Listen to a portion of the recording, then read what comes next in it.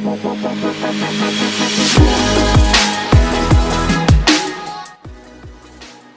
हिंद दोस्तों, युवा के इस यूट्यूब चैनल में आपका हार्दिक स्वागत है। तो कभी आपने सोचा है कि जो आपके पास फ़ोन है उसमें जो लगे हुए कंपोनेंट्स हैं वो कितने देशों में मैन्युफैक्चरर हुए हैं और उस फ़ोन की असेंबली किस देश में की गई है? और अगर आपने ये चीज़ सोची है तो क्या आपको नहीं लगा कि हम एक बॉर्डरलेस वर्ल्ड में रहते हैं? कई लोग इसको प्यार से ग्लोबलाइजेशन बोलते हैं। तो चलिए आज की वीडियो में डिस्कस करते हैं ग्लोबलाइजेशन को। लेकिन आगे बढ़ने से पहले अगर आप चैनल पे पहली बार आए हैं तो सब्सक्राइब बटन को क्लिक कीजिए और बेल आइकन को ऑल पे हिट कीजिए। आज की वीडियो में हम समझेंगे कि ग्लोबलाइजेशन क्या होता है। इसके बाद हम देखेंगे कि ग्लोबलाइजेशन को लेकर डिफरेंट व्यूज क्या हैं और फाइनली देखेंगे कि जो ग्लोबलाइजेशन का इम्पैक्ट हुआ है डिफरेंट एरियाज में। So globalisation simply means global village, और अगर इसको हम एक डेफिनेशन के तौर पे समझें तो उसका मतलब होता है कि internalisation of production, capital flows and markets. अब हम इसको डिफरेंट व्यूज से समझते हैं। सो पहला व्यू है रियलिस्ट का। तो रियलिस्ट के हिसाब से ग्लोबलाइजेशन एक अटेम्प्ट है इकोनॉमिक इंटरडिपेंडेंस को बढ़ाने का। जितना भी ओपन ट्रेडिंग सिस्टम बना है या फिर जो ग्लोबल फाइनेंशियल इंस्टीट्यूशंस बने हैं वो बस वेस्ट के इंटरेस्ट को मद्देनजर रखते हुए हैं, और इसमें भी जो मेन इंटरेस्ट है वो है यूएस का।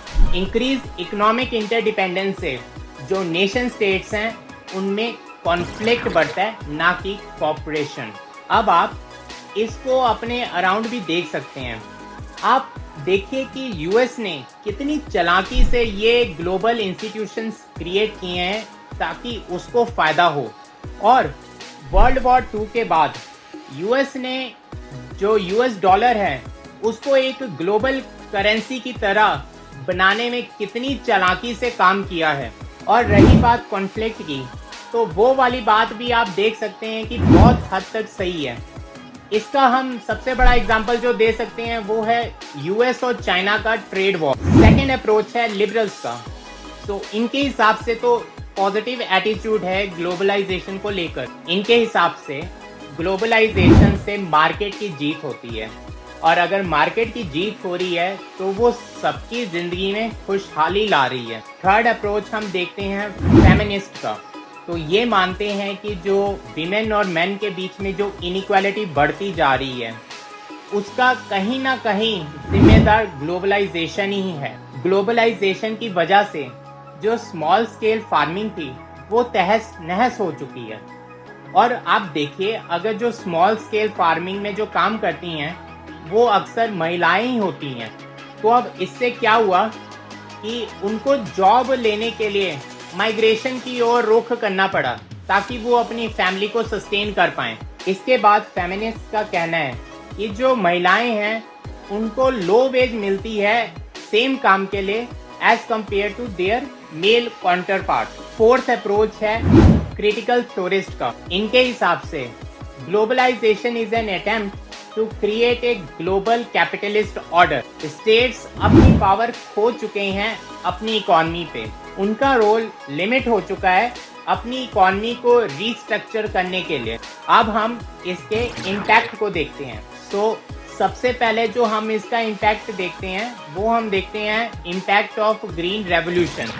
कई कहते हैं कि ग्लोबलाइजेशन से कुछ भी चेंज नहीं हुआ है।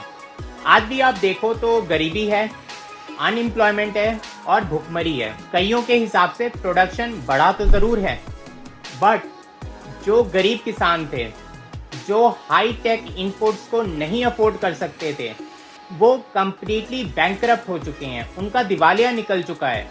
इसके बाद हम देखते हैं ग्लोबलाइजेशन का इम्पैक्ट ह्यूमन राइट्स पे।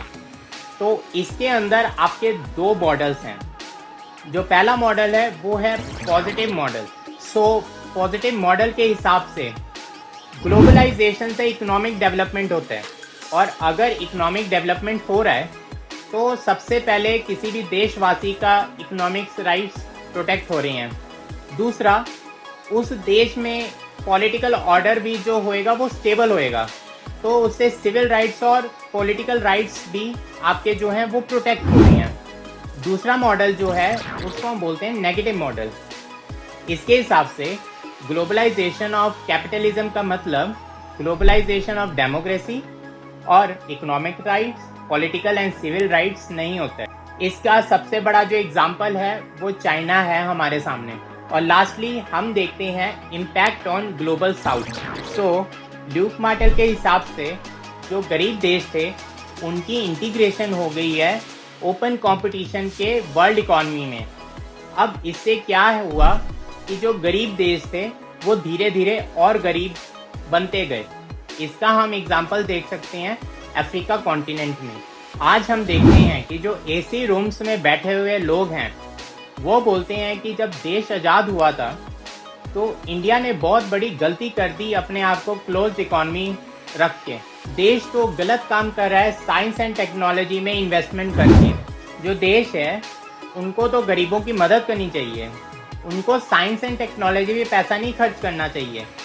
लेकिन हिस्ट्री हमें बताती है कि जितने भी देश जो आज डेवलप कहलाए जाते हैं उनकी जो डेवलपमेंट के इनिशियल स्टेजेस थे तब उन्होंने अपनी इकॉनमी को क्लोज रखा और देशों ने साइंस एंड टेक्नोलॉजी के ऊपर खर्चा किया। आज एसी रूम में बैठ के आपको पास्ट के डिसीजन को क्रिटिसाइज करना बहुत ही आसान लगता होगा, बट जब आपके देश के पास पैसा ही नहीं है, जब आपका देश के पास सिक्योरिटी नहीं है, तब उस समय के जो डिसीजन लिए गए थे उसी डिसीजन की वजह से आज आप एसी कमरों में बैठ के ये भाषण दे रहे हो। और आज भी जो डिसीजन लिए जा रहे हैं उसी से हमारा आने वाला भविष्य भी निर्धारित होएगा। सो इसी नोट के साथ मुझे आशा है कि आज आपने कुछ नया सीखा होगा।